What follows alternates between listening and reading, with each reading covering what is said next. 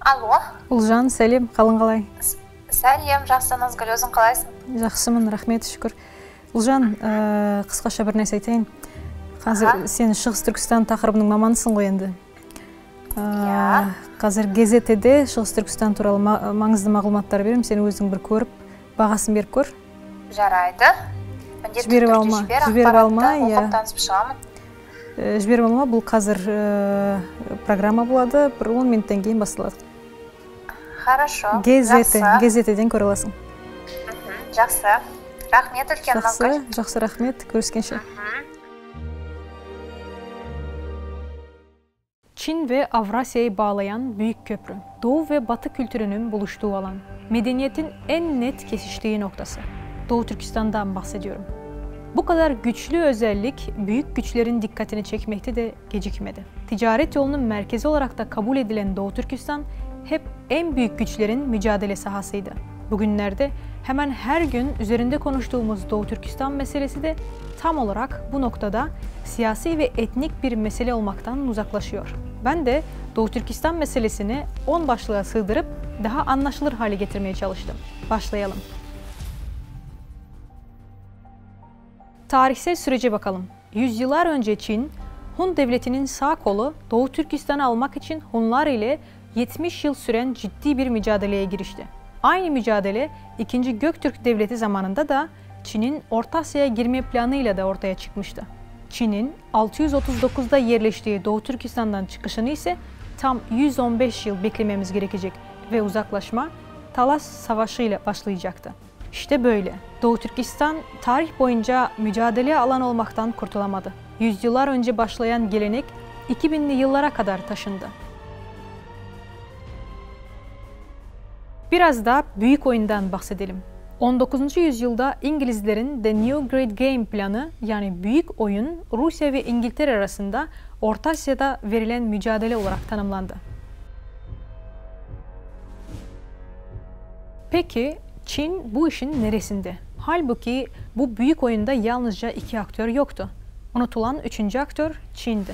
Hatta bugünkü Orta Asya'nın sınırları bu 3 gücün mücadelesinin sonucunda belirlendi. Ve bu büyük oyun neticesinde Doğu Türkistan 1884'te ilk defa bir özerk eyalet olarak Çin'in idaresi altına girmiş oldu. Peki Amerika? 1949 Nisan ayında ABD Doğu Türkistan'da bir devlet kurma projesini ortaya koydu. Fakat dönemin SSCB lideri Stalin bunu fark edince Komünist Çin ordusu ile irtibat kurarak Doğu Türkistan'ı bir an önce işgal etmesini teklif etti ve 1949'un sonuna doğru Doğu Türkistan Çin tarafından işgal edildi. Tecrübelerimiz bize tarihin tekerrür edebileceğini söylüyor. Yani bundan sonra da büyük güçler Doğu Türkistan merkezde bir takım sorunlarla karşılaşacak diyebiliriz. Dünya üzerinde birçok ülke zengin kaynaklar olması nedeniyle çok sayıda sorun ve baskıyla karşılaştı. Şimdi Avrupa'da yaşayan Uygur aktivist Dilnur Reyhan'la röportaj yapacağız. Ona Avrupa'da bu Doğu Türkistan meselesine nasıl bakıldığını soracağız. Parliament's position towards Uyghur crisis is still very soft and slow.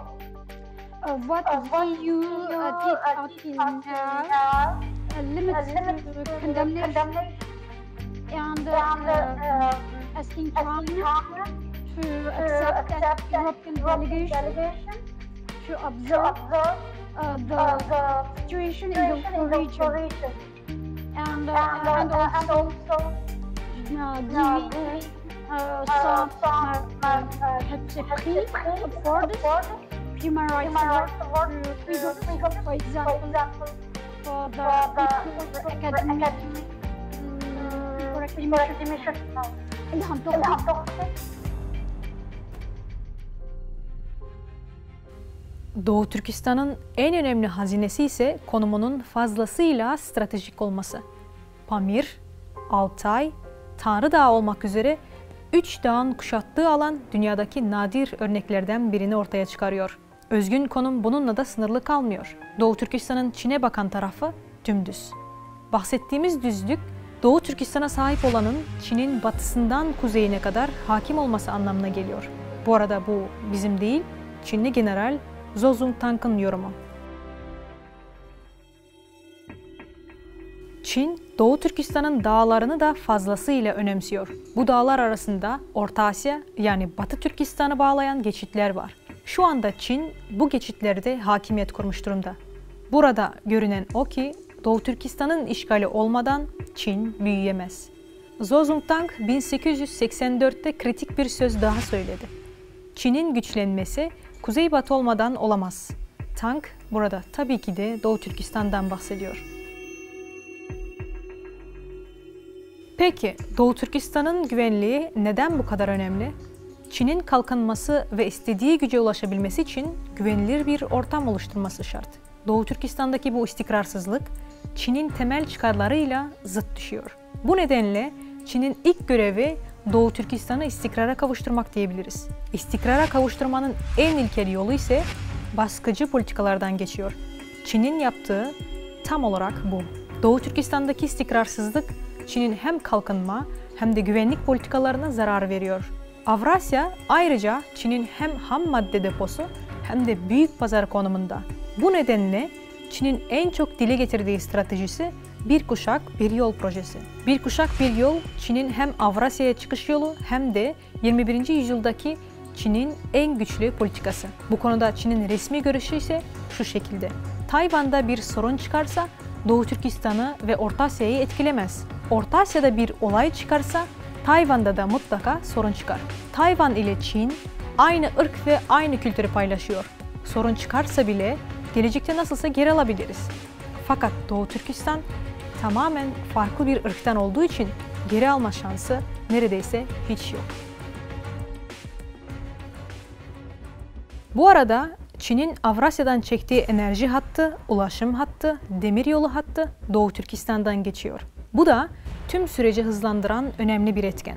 Doğu Türkistan'ı gezebilmiş Çinlilerden birkaçının gözlemleri dış basında ara ara yer alıyor. Bu bölgede başka türlü açık kaynaklardan bilgi edinmek çok zor.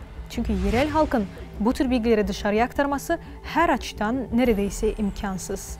Bölgedeki yabancı gazeteci, iş adamları hatta öğrenciler bile çoktan ülkelerine zorla geri gönderilmiş durumda. Bir kaynak durumu şöyle açıklıyor. Müslümanlar yiyecek, içecek ve nimetlerin Çin Komünist Partisi tarafından verildiğini kabul etmiyorlar. İnsanlar bütün nimetlerin ve her şeyin Allah tarafından verildiğine inanıyorlar. Bu insanlar sadece bu tür düşünceye sahip oldukları için tutuklanıyorlar.